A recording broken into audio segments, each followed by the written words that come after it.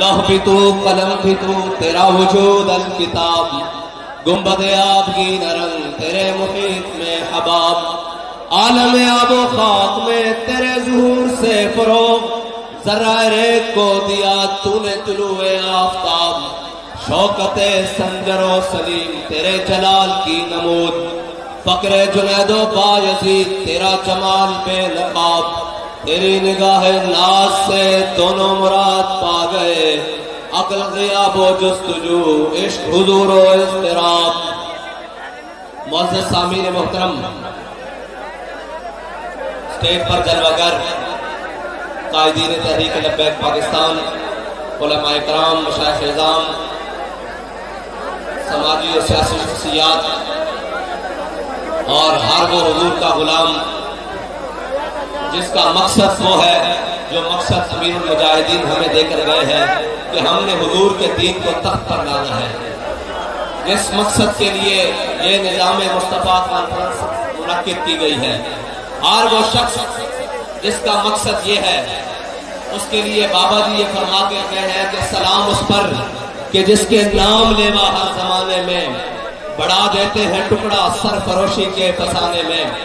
اور وہ شخص جو عہد کر کے آیا ہے اور جس نے اپنی زندگی میں یہ فیصلہ کر لیا ہے کہ اب میں نے زندگی میں جو کچھ بھی ہو جائے، جتنے بھی مشکل حالات آ جائیں، جیسی بھی سختیاں آ جائیں، میں نے دائیں بائیں نہیں دیکھنا، میں نے اسی رستے پر چلنا ہے جس رستے پر امیر المجاہدین مجھے چلا کر گئے، جس رستے پر قافلہ عشق و مستی کا وہ قافلہ چلتے ہوئے وزیر آباد تک پہنچا، میں نے اسی رستے پر جانا ہے جس رستے پر بابا جی ہمیں بتا کر گئے کہ مسترد رستے وہی مانے گئے جن سے ہو کر تیرے دیوانے گئے، اور لوٹ آئے جتنے فرزانے گئے، تاب منزل صرف دیوانے گئے۔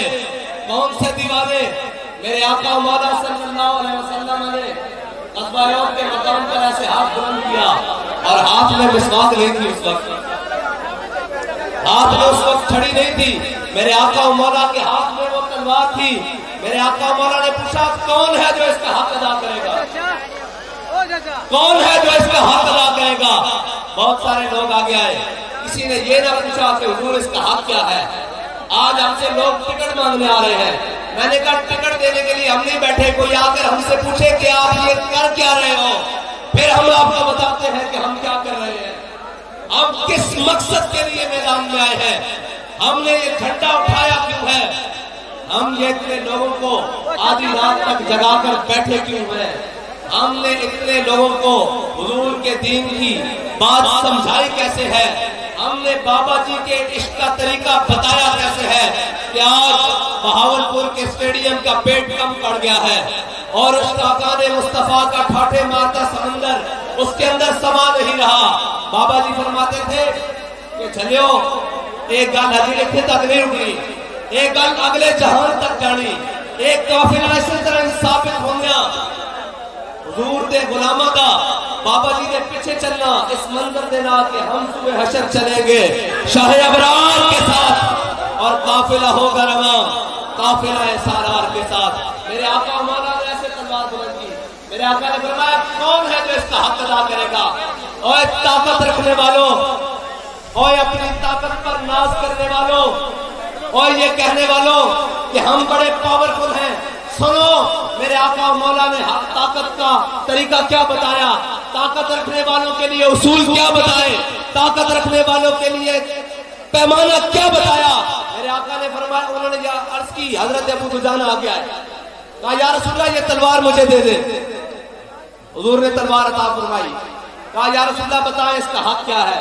میرے آقا نے فرمایا یہ اللہ اور اس کے رسول کے دشمنوں کے خلاف اتنی چلے کہ ٹیڑھی ہو جائے، اس کا پہلا حق یہ ہے۔ انہوں نے کہا یا رسول اللہ اس کا دوسرا حق، فرمایا کسی مظلوم پر نہ چلے۔ انہوں نے کہا یا رسول اللہ تیسرا حق، فرمایا کسی مسلمان پر نہ چلے۔ انہوں نے کہا یا رسول اللہ اس کا اور حق، میرے آقا مولا نے فرمایا یہ کسی عورت اور بچے پر نہ چلے۔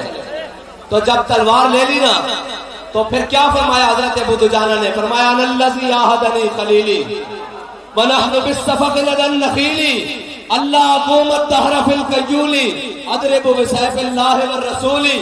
فرمایا آج میں نے اپنے آقا و مولا صلی اللہ علیہ وسلم سے وعدہ کیا ہے، عہد لیا ہے، آج کے بعد پچھلی صفوں میں نہیں لڑنا، آج کے بعد پہلی صفوں میں لڑنا ہے۔ اس مقام پر وعدہ کیا ہے جہاں پر چند کھجوریں تھی، فرمایا آج کے بعد اگلی صفوں پر کھڑا ہو کر اللہ اور اس کے رسول کے دشمنوں کو جواب دیتا رہوں گا۔ تو جب وہ تلوار ہاتھ میں لے لی نا تو حضرت ابو دجانہ میں وہی چال چلی جو شاقان مصطفیٰ نے وزیر آباد میں چلی، ایسے پہلوانوں والی چال، ایسے پہلوان ایسے نہیں چلتے، پہلوان ایسے ہی چلتے ہیں، حدیث کے الفاظ پہلوانوں والی چال چلی۔ میرے آقا و مولا نے جب پکڑ کے چلتے ہوئے حضرت ابو دجانہ کو دیکھا نا، لوگ پوچھتے ہیں کہ آپ ایسے ایسے کر کے کیوں نعرہ لگاتے ہیں؟ میں نے کہا ہم آپ کو جواب دیتے ہیں کیوں لگاتے ہیں۔ حضرت ابو دجانہ کو جب ایسے چال چلتے دیکھا نا تو میرے آقا و مولا نے فرمایا اللہ کو یہ چال بڑی ناپسند ہے، یہ متکبرانہ چال، یہ چوڑے ہو کے چلنا، یہ سینہ نکال کے چلنا اللہ کو بڑا ناپسند ہے، لیکن میرے دشمنوں کے سامنے پسند ہے۔ تو لبیک والے بھی وہ ہیں جو حضور کے دشمنوں کے سامنے سینہ چوڑا کر کے چلتے ہیں، آنکھیں اٹھا کر چلتے ہیں، سر اٹھا کر چلتے ہیں، اگرچہ ہاتھوں میں ہتھکڑیاں ہوں، اگرچہ پاؤں میں بیڑیاں ہوں، اگرچہ شہادتیں جاری ہوں، اگرچہ خون ہوں، پھر بھی وہ سر اٹھا کر چلتے ہیں۔ وہ سر اٹھا کر اس لیے چلتے ہیں کہ ان کے قائد نے ان کو سبق یہ پڑھایا ہے کہ ضعیف اگر نظر پڑے رسول کا جمال بند۔ جن کو ملنے کے لیے بڑے بڑے طاقتور، بڑے بڑے MNAs، بڑی بڑی سیاسی جماعتوں کے سربراہ، بڑے بڑے عہدیداران جن کو ملنے کے لیے دروازوں پر کھڑے رہتے ہیں، وہ لوگ نہیں ملتے اس لیے کہ وہ ہمارے ضمیر کا سودا کرنے آتے ہیں، لیکن جن کے قائد نے ان کو سبق پڑھایا ہے کہ ضعیف اگر نظر پڑے رسول کا جمال بند، تو وہ سرور شاہ صاحب ہوں، وہ چولستان کی رویا ہوں، وہاں ان کو پانی کی امداد پہنچانے کے لیے خود چلے جاتے ہیں، کیونکہ ان کے قائد نے ان کو سبق پڑھایا ہے کہ ضعیف اگر نظر پڑے رسول کا جمال بند۔ اور آگے کیا سبق پڑھایا ہے؟ خالی آدھا نہیں، صرف جمال کی بات نہیں، صرف اخلاق کی بات نہیں، کردار کی بات، دشمن کے سامنے ڈٹ جانے کی بات۔ کہا ضعیف اگر نظر پڑے، اگر کسی کمزور کو دیکھ لو اس کی مدد کو پہنچو، اگر کوئی غیر مسلم بھی ہو اس کے گھر چل جائیں، لبیک والے سب سے پہلے اس کے دروازے پر پہنچے۔ کرونا کی وبا آ جائے، لوگ فاقوں سے مرنے لگے، لبیک والے ان کے گھروں میں رات کے اندھیرے میں راشن پہنچائیں۔ چولستان میں جب پیاس کی جناب آندھیاں چلے اور انسانیت سسکتی ہو، لبیک والے ان کے گھروں پر، ان کے دروازوں پر جانے کے لیے تیار ہو۔ جہاں جناب AC والی گاڑیاں بھی ناکام ہو جائیں، وہاں لبیک والوں کے جذبے کام کرے۔ کیا کہا؟ ضعیف اگر نظر پڑے رسول کا جمال بن۔ اور آگے کیا کہا؟ ظالم اگر آئے نظر کارے ذوالجلال بن۔ اور اگر کسی ظالم کے سامنے آ جائے بات تو وہ پھر چاروں طرف سے گھیرے ہوئے ہوگی ہو، وہ جناب اپنے ظلم و ستم کے عروج پر ہو، اپنے جناب سختیوں کی پابندیوں کی پوچھاڑ کر دے، پھر بھی یہ کہتے ہیں کہ نہیں، ظالم اگر آئے نظر قہر ذوالجلال بن۔ اور یہ لوگ کہتے ہیں کہ فلاں سے ایڈجسٹمنٹ ہو گئی ہے، فلاں سے ایڈجسٹمنٹ ہو گئی ہے، فلاں سے 20 سیٹیں لینی ہیں۔ میں نے کہا شرم نہیں آتی تمہیں یہ باتیں کرتے ہوئے؟ ہم تو یہ قسم کھا چکے ہیں کہ مر ہی جاؤں جو اس در سے جاؤں، 2 قدم کیا بچے بیمار غم، قرب مسیحا چھوڑ کر تم کہتے ہو سیٹیں لے کر۔ میں نے کہا تم اگر ہمارے نظریے پر سودا کرنے کے لیے وزارت عظمیٰ کی سیٹ لے آؤ، اس سے بھی بڑی کوئی چیز لے آؤ، ہم ساری چیزوں کو اپنے پاؤں کی ٹھوکر پر رکھتے ہیں، کیونکہ ہم یہ قسم کھا چکے ہیں کہ کروں تیرے نام پہ جاؤں فدا، نہ بس ایک جاؤں تو جہاں فدا، تو جہاں سے بھی نہیں جی بھرا، کروں کیا کروڑوں جہاں نہیں۔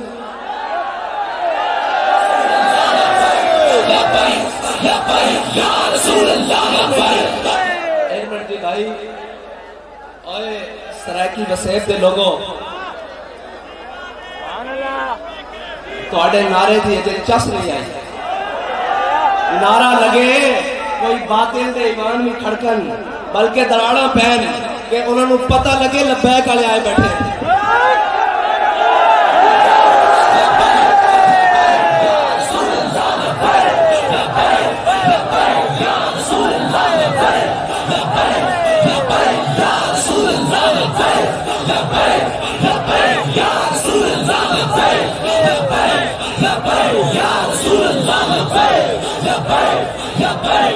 رسول اللہ لبیک لبیک لبیک یا رسول اللہ لبیک لبیک لبیک یا رسول اللہ لبیک لبیک لبیک یا رسول اللہ لبیک لبیک لبیک یا رسول اللہ لبیک لبیک لبیک یا رسول اللہ.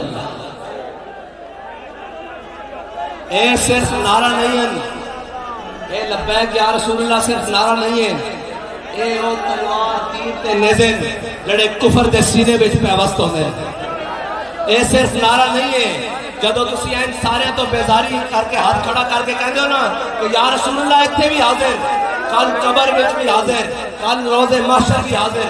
جدوں اے کہندے ہو تو کہندے ہوئے ساڈا ارباں دی انویسٹمنٹ جڑی امت مسلمہ نو گمراہ کرن واسطے، نویں نویں شوشے چھوڑن واسطے، نویں نویں گلاں چھوڑن واسطے، نویں نویں باتیں چھوڑن واسطے کہ جی اسلام اخلاق سے پہلا، تلوار سے نہیں پہلا. ہم حدیث سے بات کر رہے ہیں، ہم قرآن سے بات کر رہے ہیں. میرے آقا و مولا نے وہ تلوار بلند کی. بابا جی فرماتے سن او بزدلا جے تو تلوار چاہ نہ سکتا تے پھر محمد عربی دے دین دی گل کردا کیوں ہے؟ اور آج کل ایک ہائیبریڈ قسم سے جن کو خود پالا تھا وہ منہ کو آئے ہوئے ہیں، جن کو خود لایا گیا تھا وہ آج سر کو گریباں کو آئے ہوئے ہیں.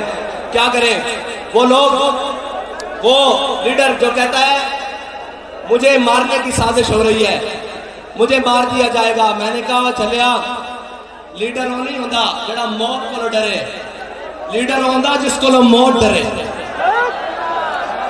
جڑا اپنے اس نظریے اور اس استقامت کے نال میدان کھڑا ہوئے کہ موت بھی اگو دیکھ کے سامنے ہٹ جائے. لیڈر وہ ہوتا. اور یہ ثابت ہے، تاریخ تو بھی ثابت ہے. حضرت خالد بن ولید نے کی فرمایا سی لقیت قضا و قضا زحفن، فرمایا یار اس موت کو تو میں بڑی بڑی جگہ تلاش کیتا، اس موت کو تو میں اس وقت بھی تلاش کیتا جب 60,000 کا لشکر سی تے میں 60 بندے لے کے داخل ہو گیا سی. اس موت کو میں بڑی بڑی جگہ تے تلاش کیتا لیکن فلا نامت اعین الجبنا، شالا بزدل کدی نیند نہ آوے. اور تو کہنا میرے موت کو ڈر لگتا، مجھے مارنے کی سازش ہو رہی ہے. بابا جی کہتے تھے، بابا جی فرمایا کرتے تھے کہ یہ سفر ہے کوئے جانا، یہاں قدم قدم بنائیں، جنہیں ہو زندگی پیاری وہ یہیں سے لوٹ جائے. قبلہ ابھی تو آغاز بھی نہیں ہوا. یا رسول اللہ لبیک لبیک لبیک یا رسول اللہ لبیک لبیک لبیک یا رسول اللہ لبیک لبیک لبیک یا رسول اللہ لبیک لبیک لبیک یا رسول اللہ لبیک لبیک لبیک یا رسول اللہ لبیک لبیک لبیک یا رسول اللہ لبیک لبیک لبیک یا رسول اللہ لبیک لبیک لبیک یا رسول اللہ لبیک لبیک لبیک یا رسول اللہ لبیک لبیک لبیک لبیک یا رسول اللہ لبیک لبیک یا رسول اللہ لبیک لبیک لبیک یا رسول اللہ لبیک لبیک لبیک یا رسول اللہ لبیک لبیک لبیک یا رسول اللہ لبیک لبیک لبیک یا رسول اللہ لبیک لبیک لبیک یا رسول اللہ لبیک. اور وہ چلا تھا تحریک لبیک کو کلعدم کرنے کے لیے. میں نے کہا تم ساروں نے زور لگایا، ایڑی چوٹی کا زور لگایا، تم سے تحریک لبیک کلعدم کیا تحریک لبیک کی تا کا ایک نقطہ بھی نہ ہٹ سکا. اور تم یہ کہتے ہو کہ تمہاری حکومت ایک خط سے گر گئی. تو بابا جی کہا کرتے تھے کہ کافر کی موت سے بھی نرستا ہو جس کا دل، کہتا ہے کون اسے مسلمان کی موت مر. اور اے بابا خطوں سے حکومتیں نہیں گرتی ہوتی، خط لکھے جاتے رہے، لکھے جاتے رہیں گے، خط آتے بھی رہیں گے، خط جاتے بھی رہیں گے. میں آپ کو بتاتا ہوں خط کیسے نہیں لکھے گئے. تاریخ موجود ہے کہ خط بہت سارے لکھے گئے. حضرت کعب بن مالک رضی اللہ تعالیٰ عنہ حضور سید عالم صلی اللہ علیہ وسلم سے غزوہ تبوک میں پیچھے رہ جانے کی وجہ سے ناراض ہو گئے. حضرت کعب بن مالک کو ہرقل روم نے خط لکھا. اس نے لکھا حضرت کعب بن مالک گھر آئے تو آپ کے غلام نے آپ کو خط دیا، اس میں لکھا ہوا تھا کہ میں نے سنا ہے تیرے آقا و مولا صلی اللہ علیہ وسلم تجھ سے ناراض ہے، میں تجھے دعوت دیتا ہوں، آجا آدھے روم کی بادشاہی لے لے، آدھا بادشاہ تو بن جا، آدھا میں بن جاتا ہوں، آدھے روم کی بادشاہی دیتا ہوں، اپنے آقا و مولا کا دامن چھوڑ دے۔ حضرت کعب بن مالک نے خط پڑھا اور بند کیا اور جا کر کسی طاق میں نہیں رکھا، کسی الماری میں نہیں رکھا، کسی محفوظ مقام پر نہیں رکھا، بلکہ اس خط کو اٹھایا اور جلتے ہوئے تندور میں ڈالا۔ فرمایا کبھی دل میں بھی خیال نہ آئے کہ حضور کا دامن چھوڑ کر میں ان کے ساتھ جا ملوں۔ یہ ہے خط، اور تو کہتا ہے مجھے خط لکھا گیا۔ خط تاریخ میں یوسف بن تاشفین کو بھی لکھا، الفاسو نے لکھا، اس نے کہا ہے میں نے سنا ہے کہ میں وہ فوج لے کر آ رہا ہوں، وہ جیش لے کر آ رہا ہوں جس کے اندر اتنے سپاہی ہیں، اگر آسمان کے فرشتے بھی تیری مدد کو اتر آئے تو تجھے وہ اس سے نہیں بچا سکتے۔ تو حضرت یوسف بن تاشفین نے اپنے مشیر کو کہا کہ اس کو جواب دو۔ جب وہ جواب دینے کے لیے کھڑے، حضرت یوسف بن تاشفین کے مشیر نے اس کو جواب دیا تو اس کے اندر لکھا کہ جناب ہم بڑے مسلمان ہیں، ہم موت سے نہیں ڈرتے، ہم فلاں۔ تو حضرت یوسف بن تاشفین نے کہا وہ جواب مجھے دکھاؤ۔ وہ جواب بڑا لمبا چوڑا تھا۔ حضرت یوسف بن تاشفین نے اپنے مشیر کو بلا کر کہا کہ دشمنوں سے لمبی باتیں نہیں کی جاتی، دشمنوں کو بتانے کی یہ ضرورت نہیں ہوتی کہ میں امریکہ مخالف بیانیہ لے کر کھڑا ہوں، میں یہ بتانے کی ضرورت نہیں پڑتی۔ دشمن تو وہ ہے جو تیری آنکھ کے تیور سے سمجھ جائے کہ یہ میرا دشمن آ رہا ہے، اور دشمن تو وہ ہوتا ہے جو تیری گفتگو سے لرز جائے کہ یہ پتہ نہیں کیا انقلاب برپا کرنے والا ہے، اور دشمن تو وہ ہے کہ جو پہلوان لگا کر بھی، زلفوں سے لٹکا کر بھی سر جھکانا چاہے، اور وہ سر جس کے بارے میں علامہ اقبال نے کہا تھا کہ حاضر ہوا میں شیخ مجدد کی لحد پر، وہ خاک کے زیر فلک ہے مطلع انوار، اس خاک کے ذروں سے شرمندہ ستارے، اس خاک میں پوشیدہ ہے وہ صاحب اسرار، گردن نہ جھکی جس کی جہانگیر کے آگے، جس کے نفس گرم سے ہے گرمی آرار۔ یہ چاہتا ہمیں جھکانے کے لیے، یہ آیا تھا ہمیں جھکانے کے لیے، اور شکست دیکھیے کہ ہم تو اس نگاہ ولایت کے پروردہ تھے کہ بابا جی نے ہمیں بتایا تھا کہ جب امام ربانی کو جہانگیر نے چاہا کہ ایک دفعہ تو ان کا سر جھک جائے تو اس نے چھوٹی سی کھڑکی سے آپ کو گزارنے کی کوشش کی، تو آپ جب سامنے کھڑکی کی آئے تو آپ نے پہلے پاؤں داخل کیے۔ تو ہم بھی وہ ہیں جنہوں نے امام ربانی کی سنت کو عمل کرتے ہوئے ان کی سنت پر جب جیل کی کھڑکی سے ہمیں گزارنے کی کوشش کی تو ہم نے بھی پہلے پاؤں داخل کیے، تاکہ کوئی ظالم یہ نہ سمجھے کہ آج وہ حریت کے ماننے والے آ گئے، ختم ہو گئے ہیں۔ ہم ان کو بتانے گئے تھے کہ مر جائیں گے، ظالم کی حمایت نہ کریں گے، احرار کبھی ترک روایت نہ کریں گے۔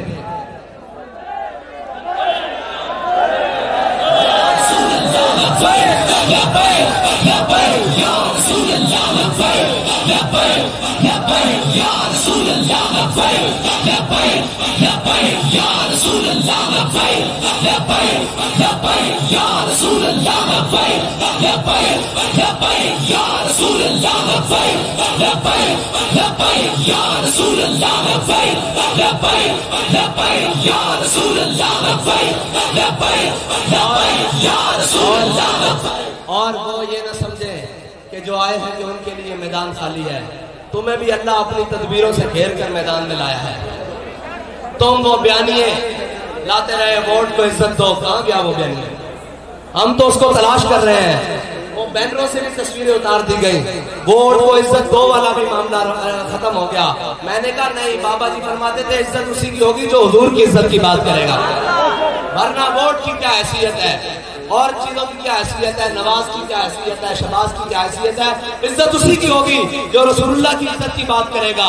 اور تم آئے ہو بڑے کرو فر سے حکومت میں، جس کے لیے تم نے ممتاز قادری کو شہید کیا، جس کے لیے تم نے ختم نبوت پر ڈاکہ ڈالا، وہ حکومت تمہارا مقدر نہ رہی۔ لیکن ایک بات تم کہتے ہو آج ہم نے اکثریت حاصل کر لی، ووٹ آف نو کانفیڈنس ہم نے داخل کیا اور عمران خان کو اتارا، ہمارے پاس اکثریت تھی، ہم نے عمران خان کو اتار پھینکا۔ میں نے کہا بدیانتو، تمہاری اکثریت اس دن کب گئی تھی جب ناموس رسالت کا بل اسی اسمبلی میں پیش کیا گیا تھا۔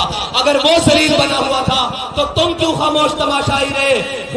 غلامان مصطفیٰ کا خون روڈوں پر بہتا رہا، لبیک یا رسول اللہ کہنے پر گولیاں ماری گئی، اور ناموس رسالت کے سپاہی اپنی جان حضور کے نام پر دیتے رہے، تم خاموش تماشائی بنے رہے۔ اور آج دیکھو اللہ نے تمہیں حکومت دے کے بھی ذلیل کر دیا ہے۔ ڈالر تمہاری دسترس سے باہر، معیشت تمہاری دسترس سے باہر، مہنگائی کا طوفان تمہارے سر سے اوپر گزر گیا۔ گیا, ابھی انتظار کرو, ابھی بہت ساری ذلتیں تمہارے مقدر ہیں.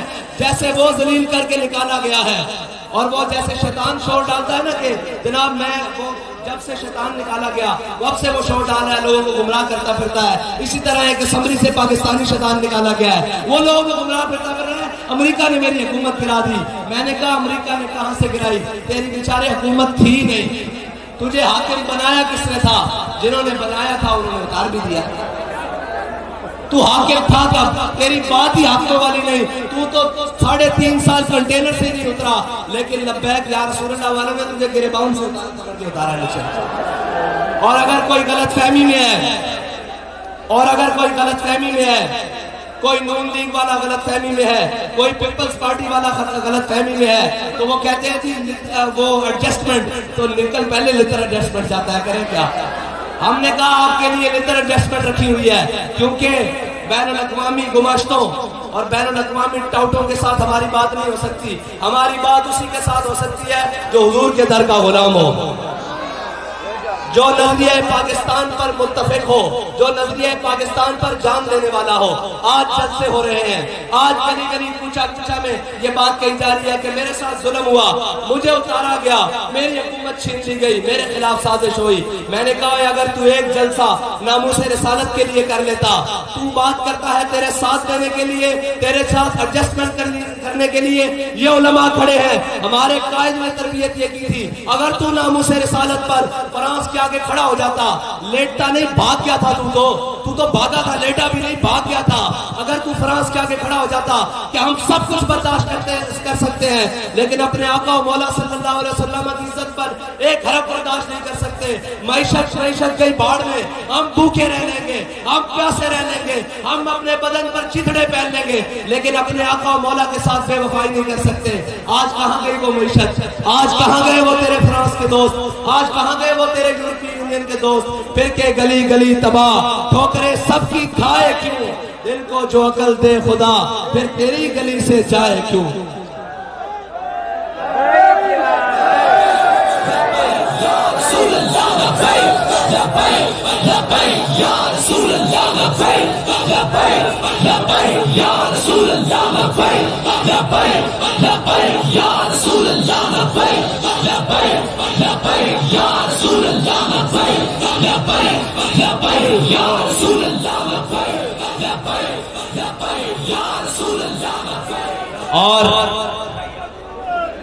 اور لوگ پوچھتے ہیں جی آپ کے پاس فارمولہ کیا ہے؟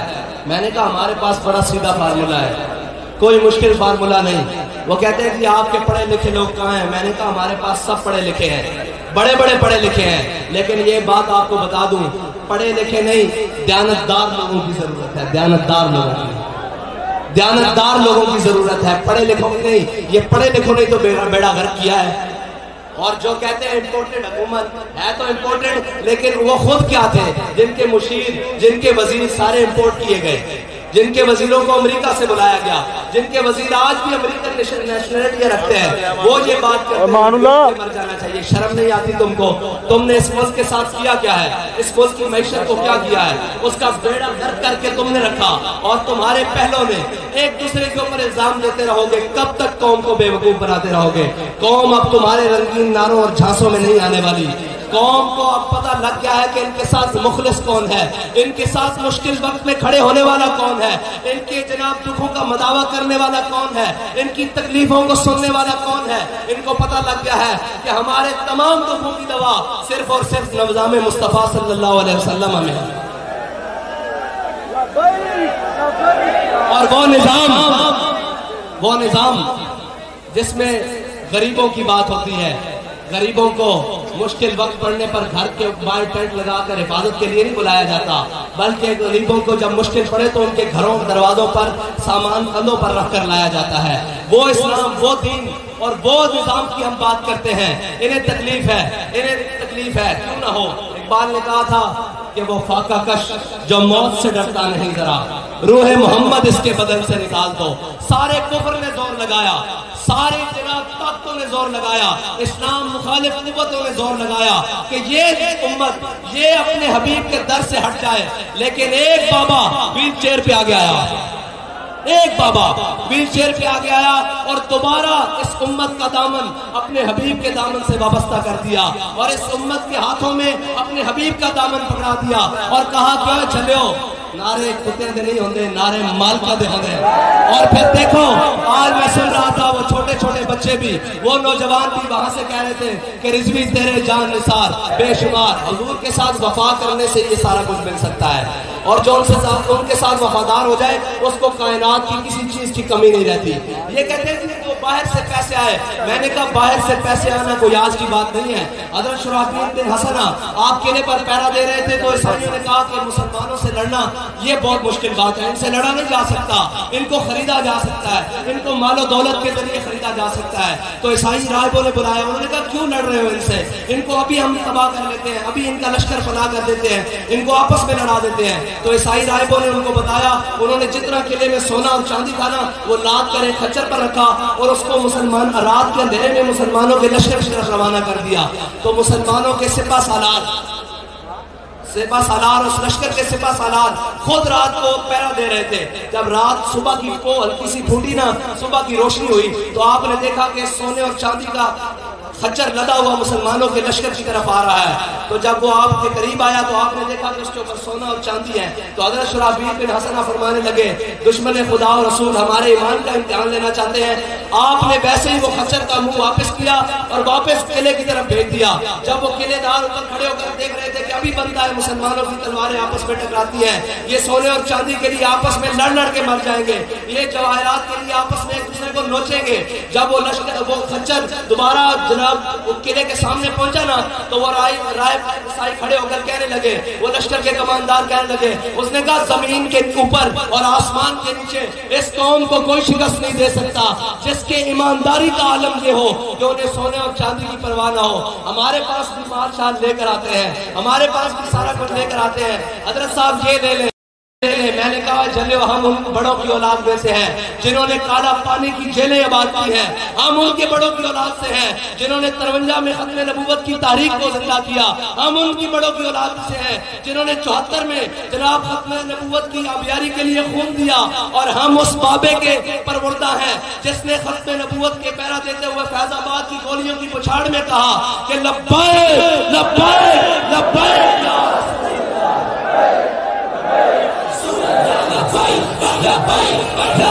یا رسول اللہ، لبیک لبیک لبیک یا رسول اللہ، لبیک لبیک لبیک یا رسول اللہ، لبیک لبیک لبیک یا رسول اللہ۔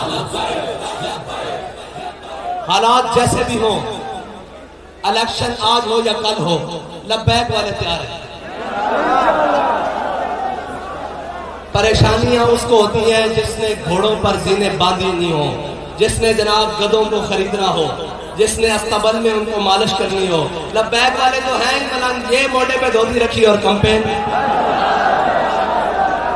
ہمیں کسی بڑی لگژری گاڑیوں کی کمپین کے لیے ضرورت نہیں، ہمیں مال و زر کی خریدنے اور فروخت کرنے کی ضرورت نہیں، کیونکہ ہمارا نظریہ وہ ہے ہی نہیں جو قابل فروخت ہو۔ تو ہم ہر صورت تیار ہیں، الیکشن آج ہو کل ہو پرسوں ہو جس وقت بھی ہو، تحریک لبیک یا رسول اللہ جس کو ٹکٹ دے گی انشاءاللہ وہی جیتے گا۔ اور شخصیات کے بت، الیکٹیبلز کے بت ہمارے بابا جی توڑ کر گئے ہیں، ہم نے مثال قائم کی ہے۔ گلہ تو آپ سے بھی ہے میڈیا والے بھائیوں، گلہ تو آپ سے بھی ہے، اور بڑا مزیدار گلہ ہے کہ آپ وہ تو دکھاتے ہو کہ جناب فلاں اداکار کی عاشق اور لباس کو سلوٹ پڑ گئی، آج جناب یہ ہو گیا، آج وہ ہو گیا۔ آپ نے یہ نہیں دکھایا کہ تحریک لبیک پاکستان کے خیبر پختونخوا کے وہ امیدوار، وہ چیئرمین جو پکوڑے بیچتا تھا، وہ ایک ارب پتی بندے کے مقابلے میں 1000 کی لیڈ سے جیتا ہے۔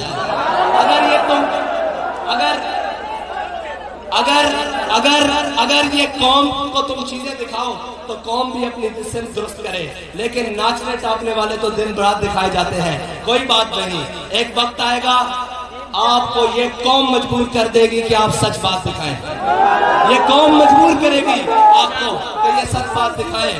یہ میں نے کہا تھا کہ سر گن لیے جائیں، ہاتھ کھڑے کرو، बताओ یہ بھی گنے جا سکتے ہیں؟ آج کے بعد بھی جلسے ہوں گے، آج سے پہلے بھی جلسے ہوں گے، لیکن تحریک لبیک یا رسول اللہ جیسا نہ کسی کا کردار ہوگا نہ کسی کا جلسہ ہوگا۔ اور یہ ہم یہ کہتے ہیں، لوگ کہتے ہیں لبیک والوں کو ووٹ نہیں کرتے۔ میں نے کہا ہم سٹیڈیم میں جلسہ کریں، سٹیڈیم کم پڑ جائے، تم اگر دھاندلے نہ کرو، تم ڈبے رکھو، تمہارے ڈبے کم پڑ جائیں گے، لبیک کے ووٹ زیادہ ہوتا ہے۔ اور اس بار تو لبیک والے بڑا عہد کر کے آئے ہیں کہ اگر ختم نبوت پر ڈاکہ ہم نہیں ڈالنے دیتے، اگر ناموس رسالت پر پہرے داری ہم دیتے ہیں، اگر دین پر کوئی مشکل وقت آ جائے سب سے پہلے آگے ہم ہوتے ہیں، اگر قوم کے اوپر کوئی مشکل وقت آ جائے سب سے پہلا قدم ہمارا اٹھتا ہے، اگر وطن کے اوپر کوئی بات کرے تو سب سے پہلے جوش آواز ہماری نکلتی ہے، تو یہ کیسے ہو سکتا ہے کہ کوئی ہمارے ووٹ چوری کر کے لے جائے؟ یہ تو نہیں ہو سکتا۔ ہم اپنے ووٹ پر بھی اسی طرح پہرا دیں گے، ہم اپنے سپورٹر کی بھی اسی طرح سپورٹ کریں گے، ہم اپنے ہر کارکن کے ساتھ اسی طرح کھڑے ہوں گے جس طرح ہمارا ہر کارکن حضور سید عالم صلی اللہ علیہ وسلم کی ختم نبوت کے لیے کھڑا ہے، ناموس رسالت کے لیے کھڑا ہے۔ ہم اپنے کارکنوں کو لاوارث نہیں ہونے دیں گے، کسی صورت بھی نہیں ہونے دیں گے، کیونکہ یہ قوم نے ہم پر اعتماد کیا ہے، ان سارے چوروں کے مقابلے میں اعتماد کیا ہے، ان سارے ڈاکو کے مقابلے میں اعتماد کیا ہے۔ 12 یا 13 کھلاڑی ہیں، ایک مجموعہ بنا ہوا ہے۔ میں نے کہا لبیک والوں اسی صورت، اسی تیزی سے، اسی چال سے چلتے رہو، تم دیکھنا میں بھی اسی جگہ موجود ہوں اور تم سارے بھی۔ یہ جو 12-13واں کھلاڑی باہر گھومتا پھر رہا ہے نا تبدیلی والا، یہ بھی اسی جماعت، اسی اتحاد میں شامل ہوگا۔ اس کے مقابلے میں صرف ایک جماعت نظریاتی طور پر کھڑی رہے گی، وہ لبیک یا رسول اللہ۔ آپ کے حلقے سے اگر وزیر اعظم بھی منتخب ہو جائے، وہ بھی چولستان کا پانی رواں نہیں کروا سکتا۔ یہ قوت اللہ نے دی ہے تو لبیک والوں کو دی ہے۔ ساری دنیا جانتی ہے، جس موقف کو یہ حق جانتے ہیں پھر اس پر ڈٹ جاتے ہیں، پھر اس پر ڈٹ کر لوگوں کو ایسے دکھاتے ہیں کہ چاہے جو مرضی ہو جائے اس کی کوئی قیمت دینی پڑ جائے۔ لبیک والے اپنے سروں کو ہاتھوں پر رکھ کر چلتے ہیں، اپنے قدموں کو آگے بڑھاتے ہیں، چاہے جیسی اندھیری رات ہو، چاہے گولیوں کی بچھاڑے ہو، چاہے شیلوں کی بارش کر دی جائے، لبیک والے اپنے موقف سے پیچھے ہٹنا کیا بلکہ آگے ہی آگے بڑھتے جاتے ہیں۔ پھر تو دشمن کہتے ہیں روکو روکو، یہ تو دیوامت دیوامت دیوامت، یہ دیوانے آ گئے ہیں، یہ حضور کے دیوانے آ گئے ہیں۔ میں آپ سے یہ کہتا ہوں، اگر چولستان والوں کو کی پیاس کا مداوع کرنا چاہتے ہو تو لبیک یا رسول اللہ کے ساتھ کھڑے ہو جائیں۔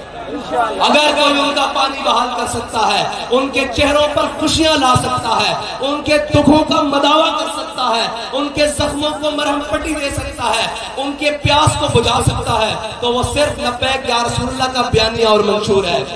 وہ صرف یہ جماعت ہے جو غریبوں کے حق کے لیے بات کر سکتی ہے اور اس بات پر ڈٹ سکتی ہے، کیونکہ لبیک کے راستے میں وہ راستہ فیض آباد کا ہو، وہ راستہ وزیر آباد کا ہو، لبیک کے کسی راستے میں یو ٹرن نہیں آتا، لبیک کے کسی راستے میں یو ٹرن نہیں آتا، لبیک کے کسی راستے میں کشکول نہیں آتا، لبیک کے کسی راستے میں عالمی قوتوں کے آگے لیٹنا نہیں آتا، لبیک کے کسی راستے میں جناب کسی راستے میں چائنا نہیں آتا، لبیک کے کسی راستے میں سود نہیں آتا، لبیک کے کسی راستے میں ظالم سامنے نہیں کھڑا ہوتا، کیونکہ ہمارے بابا جی ہمیں سبق دے کر گئے ہیں، سلام اس پر کہ جس کے نام لیوا ہر زمانے میں بڑھا دیتے ہیں ٹکڑا سرفروشی کے فسانے میں۔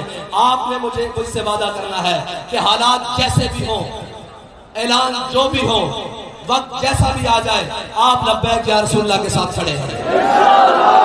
ہمارا نعرہ ایک ہے، وہ ہے لبیک یا رسول اللہ، ہمارا نشان ایک ہے، وہ ہے کریل، ہماری جماعت ایک ہے، وہ ہے تحریک لبیک پاکستان۔ رات کے اس پہر میں یہ جذبے بتا رہے ہیں کہ اسلام آباد سے جلد باطل والوں کی چھٹی ہونے والی ہے،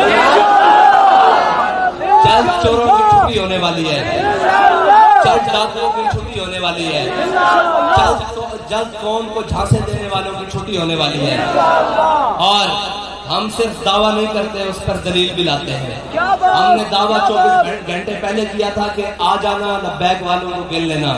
ہمارا دعویٰ بھی مکمل ہوا اور اس کے سامنے دلیل بھی سامنے بیٹھی ہے، اور انشاءاللہ ہم ہر شہر جائیں گے، ہر دریا جائیں گے، ہر کوچے میں جائیں گے اور ان سارے چوروں کو بے نقاب کریں گے جنہوں نے ختم نبوت کے اوپر ڈاکہ ڈالا، جنہوں نے اس قوم کے پاس سے صاف پانی چھینا، جنہوں نے اس قوم کے چہروں سے مسکراہٹیں اتاری، جنہوں نے اس قوم کو لوٹا اور اس قوم کو جھانسے دے دے کر کسی نے تبدیلی کے نام پر، کسی نے ترقی کے نام پر، کسی نے روٹی کپڑا اور مکان کے نام پر، ہم سب کی قبائل چاک کریں گے، ہم سب کے چہرے بے نقاب کریں گے اور ان کو بتائیں گے کہ تم سب جھوٹے ہو، صرف سچ وہ بولتا ہے جس کا دامن صاف ہو، جس کا کردار صاف ہو، جو اخلاقی طور پر نہیں کردار طور پر بھی مضبوط ہو۔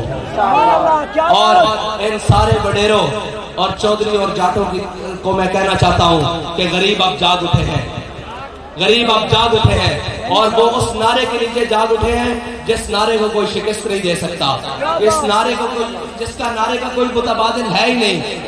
ان لوگوں کو تم نے بڑی جھانسے دے لیے، بڑی باتیں سنا لی، بڑی رنگینیاں دکھا لی، اب تمہارا وقت ختم ہوا جاتا ہے، اب دور لبیک کا شروع ہوا جاتا ہے۔